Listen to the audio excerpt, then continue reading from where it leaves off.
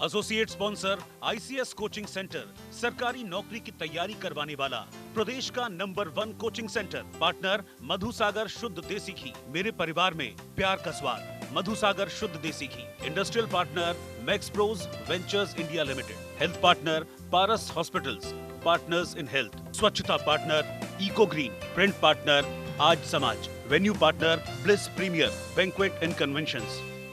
जैसा हम चर्चा कर रहे थे, लगातार अलग अलग क्षेत्र के लोगों से बहुत सारी चीजें निकल कर आई, बहुत सारे सुझाव निकल कर आए और ये संवाद इसीलिए लगातार होते रहना चाहिए।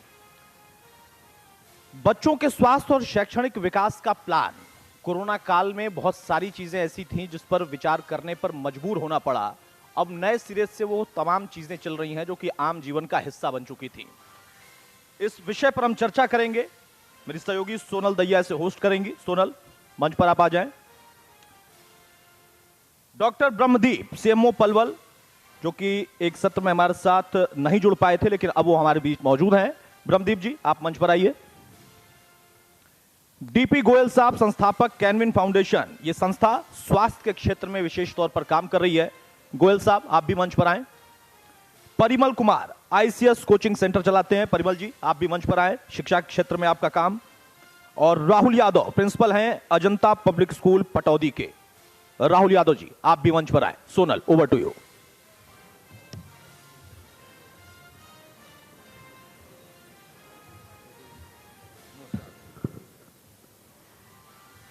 आप सभी मेहमानों का बहुत स्वागत है इस सत्र में। अपने आप में बहुत महत्वपूर्ण है जब बात शिक्षा और स्वास्थ्य की होती है। अभी अभी हम कोरोना काल से उभरे हैं, तो क्यों ना सबसे पहले शुरुआत स्वास्थ्य से ही की जाए। डीपी गोयल हैं, संस्थापक हैं कैनविन फाउंडेशन के। स्वास्थ्य के क्षेत्र में आप लोग काम कर रहे हैं डीपी गोयल जी। कोरोना काल में और अब इस वक्त क्या स्थिति देख रहे हैं आप स्वास्थ्य के लिहाज से? अगर हम खास तौर पर बात करें बच्चों की, चूंकि मैंने पहले भी कहा, पहले सत्र में भी कहा कि यूनिसेफ का जो एक सर्वे आया है उसमें कोरोना काल में सबसे ज़्यादा बच्चे प्रभावित हुए हैं और शिक्षा और स्वास्थ्य पर भी लाजमी सी बात है प्रभाव पड़ा है। तो आप किस तरह से देख रहे हैं इसको? इंडिया न्यूज़ हरियाणा के सभी दर्शकों का और यहाँ से सभी ऑडियंस का नमस्कार करता हूँ और धन्यवाद करता हूँ कि जिन्होंने हमारे को यहाँ आने का और यहाँ जाने का मौका दिया।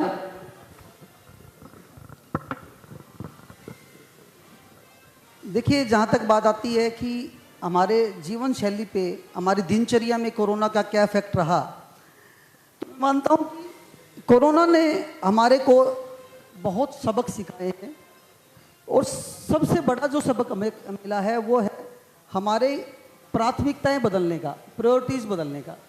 हमने हमेशा सुना था बचपन से कि स्वास्थ्य सबसे ज़रूरी चीज़ है, पहला सुख निरोगी काया, लेकिन हमने कभी उसको प्राथमिकता नहीं दी। हम अलग अलग तरह से अलग अलग कामों में व्यस्त रहते थे और चाहे अपने स्वास्थ्य की बात है चाहे अपने परिवार की स्वास्थ्य की बात है, हमने कभी भी उसको अहम रोल में या अहमता हमने उसको नहीं दी।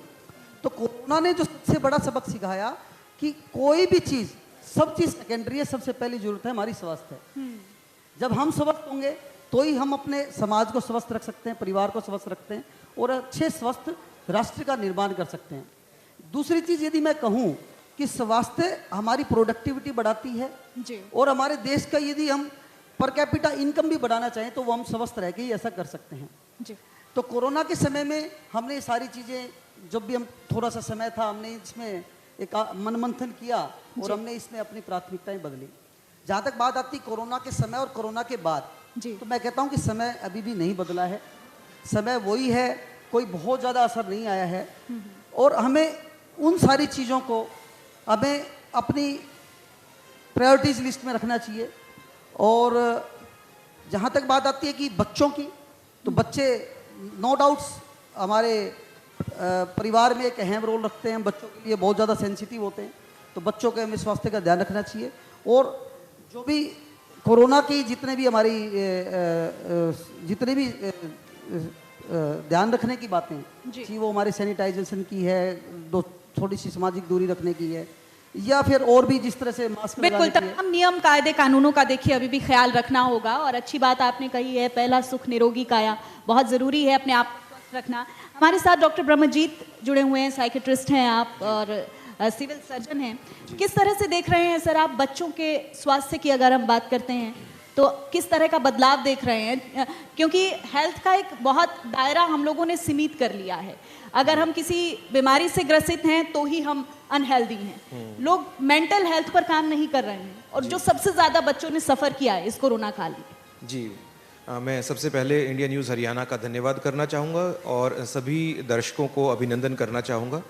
और जैसा कि आपने सवाल पूछा कि जो कोरोना की वजह से जो जीवन शैली में बदलाव आया उससे कैसे प्रभावित हुए बच्चे, तो मैं कहना चाहूँगा कि बच्चों का जो मन है बड़ा कोमल होता है और छोटी से छोटी बात उनके मन को छूती है, उनके मन को प्रभावित करती है।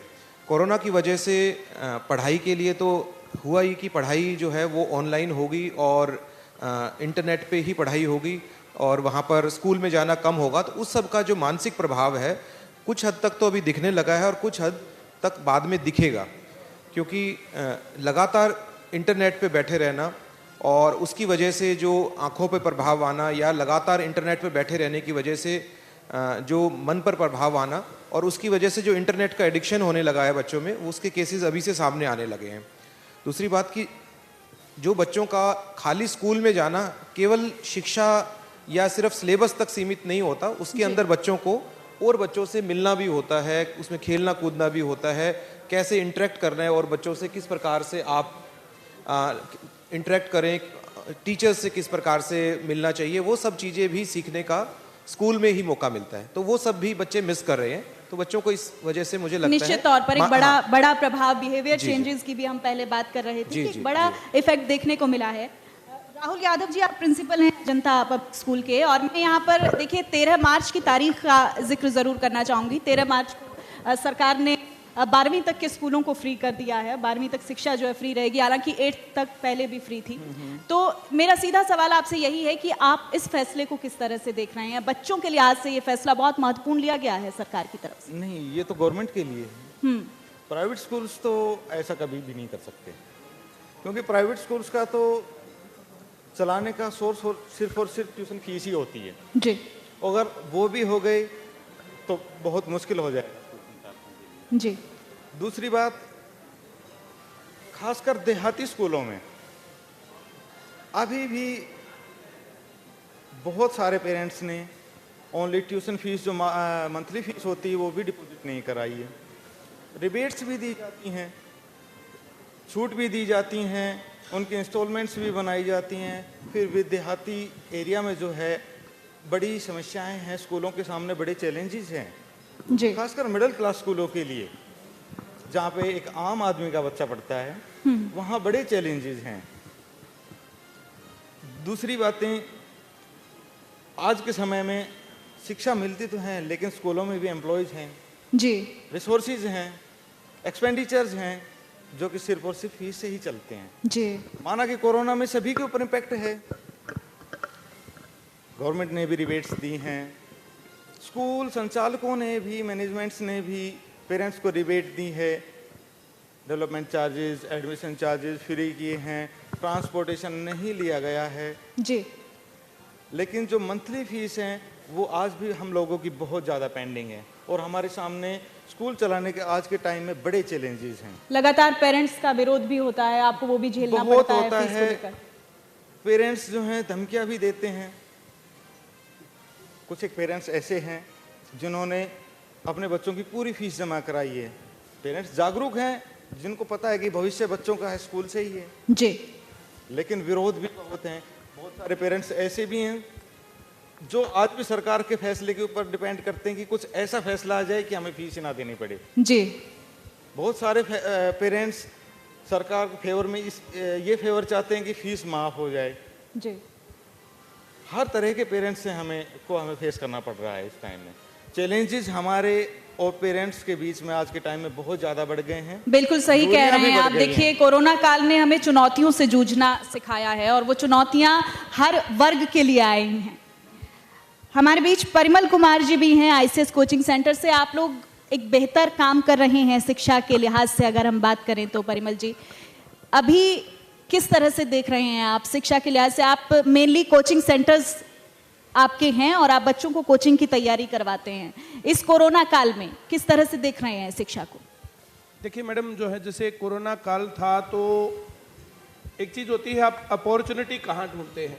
अब कभी भी आपके सामने बहुत सारी चुनौतियां आ सकती हैं और अपॉर्चुनिटी कैसे ढूंढते हैं, तो हमारे पास जैसे लाखों बच्चे पढ़ते थे, लेकिन हमने कोरोना काल के टाइम में उनको शिफ्ट कर दिया ऐप के ऊपर और बच्चे ऐप के ऊपर पढ़े और ऐप के ऊपर पढ़ के भी बच्चों ने वैसे ही सिलेक्शन लिया जैसे कि फिजिकल सेंटर में पढ़ रहे थे। तो जैसे सेंटर के अंदर पढ़ना ज़्यादा बढ़िया होता है बजाय इसके कि ऐप के ऊपर पढ़ना। इंटरनेट के ऊपर तो आप कितनी देर तक पढ़ेंगे, मोबाइल को ऐसे हाथ में रख के आप कब तक देखते रहेंगे। और फिर जब सेंटर में जाते हैं तो आपके पास प्रतिभा होती है, जैसे प्रतियोगिता होती है, प्रतिस्पर्धा होती है, कई प्र होते हैं, तो प्रेरणा जो है एक दूसरे को देख करके मिलती है कि इन बच्चों को क्वेश्चन आ रहे हैं, मुझे नहीं आ रहे हैं, तो ऐसा हो रहा है वैसा हो रहा है। तो सेंटर में आने से, स्कूल में आने से, कॉलेज में आने से बच्चों को प्रेरणा मिलती है, तो वे सही जो है अपना रास्ता ले पाते हैं। जब कोरोना था कोई रास्ता नहीं था तो ऑनलाइन बच्चों ने पढ़ाई की, लेकिन अब वापस से फिर से पढ़ाई करने के लिए आ गए हैं। हमारे पास बच्चे आते हैं सरकारी नौकरी की तैयारी करने के लिए और सरकारी नौकरी तैयारी करके जो है आज के टाइम पर आईसीएस मेरे ख्याल से देश का नंबर 1 सेंटर है, नंबर ऑफ सिलेक्शंस वाइज भी, नंबर ऑफ स्टूडेंट्स वाइज भी, नंबर ऑफ ब्रांचेस वाइज भी। अब उसका कारण ये है कि हम बच्चों के साथ लगातार टच में रहते हैं, उनसे पूछते हैं और उनके सामने जो चैलेंजेस होते हैं उनको हम जो है दूर करते हैं। अब जो बच्चों के सामने चैलेंजेस हैं उनको दूर करते हैं, तो हमारे सामने जो चैलेंज है हम अपने चैलेंज को दूर ना कर पाए तो ये भी सही नहीं है। तो हम लोगों को उस प्रकार से कोरोना काल में कोई संकट नहीं देखना पड़ा। और जैसे फाइनेंशियल क्राइसिस की बात भाई साहब अभी कर रहे थे, तो हम लोगों ने अपनी एजुकेशन को शिफ्ट किया था ऐप के ऊपर। अब ऐप से वापस बच्चे जो है दोबारा से सेंटर्स में आने चालू हो गए हैं। अब कोरोना का इम्पैक्ट था, लेकिन कोरोना जैसे आप कोई भी घटना कैसे होती है आप कुछ कह नहीं सकते इस बात के ऊपर। आपको जो है जैसी भी कंडीशंस हो उन कंडीशंस के अंदर रास्ता ढूंढना चाहिए। जैसे मैं बच्चों को हमेशा बोलता हूं कि ऐसी समस्या बताओ जिसका समाधान नहीं है, तो ऐसी समस्या कोई है ही नहीं जिसका समाधान नहीं है। अब वो आपको क्लिक करता है कि नहीं करता, बात ये है। तो हम लोगों ने इस पर जो है स्टूडेंट्स को भी मोटिवेट किया कि भाई आप लोग अच्छे से पढ़ो, आप लोग तैयारी अच्छे से करो और इसी तरीके से पढ़ते चले। और हमारे स्टूडेंट पढ़े और उनका सिलेक्शन भी हुआ। अभी रिसेंट में दिल्ली पुलिस का रिजल्ट आया तो दिल्ली पुलिस के रिजल्ट के अंदर बहुत बच्चों का सिलेक्शन हुआ फिर से। बिल्कुल सही कह रहे हैं आप। देखिए ये हमारे नजरिए का ही फर्क है। समस्या को हम समस्या कहें या फिर चुनौती कहें, फर्क यही से शुरू हो जाता है। चुनौती हिम्मत देती है, हौसला देती है और समस्या कहीं ना कहीं हमें मेंटली डिस्टर्ब करती है। ब्रह्मजीत जी, शिक्षा के साथ साथ स्वास्थ्य का जिक्र इन्होंने किया है, बच्चों के स्वास्थ्य का, और हम केवल समस्या पर बात नहीं करना चाहते, हम चाहते हैं कि समाधान भी निकले। जो पेरेंट्स यहाँ पर बैठे हैं उनके बच्चे अगर सफर कर रहे हैं तो वो कैसे उस परिस्थिति से उबरें, वो भी एक बड़ा सवाल है। बिल्कुल, बहुत सही पूछा आपने, क्योंकि कोई भी समस्या आती है, मैं इनकी बात से बिल्कुल सहमत हूँ कि कोई भी समस्या आती है या कोई भी सवाल ऐसा होता है किसी पेपर के अंदर कि उसे करना मुश्किल तो हो सकता है, लेकिन कोई भी सवाल ऐसा नहीं होता जिसका जवाब ना हो। तो उसी प्रकार से हर समस्या का निदान भी होता है। अगर हम बच्चों के स्वास्थ्य और उनकी मानसिकता की बात करें तो उसके लिए मैं कहना चाहूँगा कि जब तक बच्चों के स्कूल्स ऑनलाइन चल रहे हैं तो उनके मन में इस बात का डर ना रहे कि मैं मजबूरी में इस प्रकार से यहाँ बैठा हूँ, और जहाँ तक संभव हो उनका अपने परिवार के अंदर उन लोगों से जो कि हेल्दी हैं उनसे मिलना हो, और साथ के अंदर बच्चों की रेगुलर इंटरेक्शन भी हो। ऑनलाइन एक्टिविटी के दौरान मैंने देखा है कि बुधवार को कहते हैं कि स्कूल की छुट्टी कर देते हैं कि ऑफलाइन करना चाहिए इस बच्चे को, तो बुधवार को स्कूल की छुट्टी इसलिए की जाती है कि उसका ऑनलाइन टाइम कम हो। लेकिन ये देखने में आता है कि उन 4 दिनों के मुकाबले में बुधवार को बच्चे ने वीडियो गेम्स और भी ज्यादा खेले, तो था तो वो भी ऑनलाइन ही। तो बिल्कुल सही कह रहे हैं। तो इसलिए बच्चे के ऊपर मॉनिटरिंग बहुत जरूरी है। इंटरनेट एक तरीके से समुंदर है, उस समुंदर में अगर ढूंढेंगे तो सीप और मोती भी मिलेंगे, और उसी समुंदर के अंदर सांप और काटने वाले जानवर भी मिलेंगे। इसी प्रकार से इंटरनेट के अंदर अच्छी सामग्री भी है, बुरी भी है, और कुछ ऐसी सामग्री भी है। हम पर डिपेंड है कि हम उसका इस्तेमाल किस तरीके से करते हैं। लेकिन अगर हम कोरोना काल का जिक्र देखिए करते हैं राहुल यादव जी, तो प्राइवेट स्कूल्स हो या फिर गवर्नमेंट स्कूल्स हो, डिजिटलाइजेशन का एक बूम आया। हमने देखा कि बच्चों ने ऑनलाइन पढ़ाई की है। अब साथ ही साथ हम ऑनलाइन पढ़ाई के फायदे भी गिनवा रहे हैं और नुकसान की भी बात कर रहे हैं। आप चूंकि प्रिंसिपल हैं प्राइवेट स्कूल के, तो आपको क्या लगता है कि क्या बच्चों को वो ऑनलाइन जो रीच मिलनी चाहिए थी, जिस डिजिटलाइजेशन की हम लोग बात करते हैं, क्या वो मूर्त रूप लेता दिखता है आपको इस कोरोना काल में, और क्या इम्पैक्ट उसका लगा आपको प्राइवेट स्कूल के लिहाज से? देखिए, किसी भी चीज़ के दो पहलू होते हैं, नेगेटिव भी होता है और पॉजिटिव भी होता है। पॉजिटिव तो हम सभी को पता ही है कि कोरोना के काल में हमारी फिजिकल क्लासेस तो अटेंड हो ही नहीं सकती क्योंकि लॉकडाउन था। नेगेटिव इम्पैक्ट ये है, पॉजिटिव और भी बताना चाहूँगा, बच्चों ने घर में रह के पढ़ाई की। आप जब इंटरनेट पे जाते हैं तो आपको रिसोर्सेज बहुत ज़्यादा मिलते हैं, आपको कंटेंट बहुत मिलता है, सिलेबस कंटेंट बहुत ज़्यादा मिलेगा आपको, जो कि मैं भी एक टीचर क्लास में ना दे पाए। लेकिन नेगेटिव इम्पैक्ट भी इनके बहुत ज़्यादा होते हैं। नेगेटिव इम्पैक्ट ये है कि सर ने जैसे बताया कि कंटिन्यू मॉनिटरिंग नहीं हो पाई, बिल्कुल, और क्योंकि हर एक पेरेंट कंटिन्यू मॉनिटरिंग कर भी नहीं पाता, क्योंकि इतना टाइम होता भी नहीं है कि लगातार आप 3-4 घंटे बच्चों की ऑनलाइन क्लास चली हुई है, क्योंकि हर बच्चे को गाइडलाइंस मॉनिटरिंग की बड़ी ज़रूरत होती है। छोटे बच्चों को इतनी नॉलेज होती नहीं है कि इंटरनेट के ऊपर क्या क्या अवेलेबल है। बिल्कुल।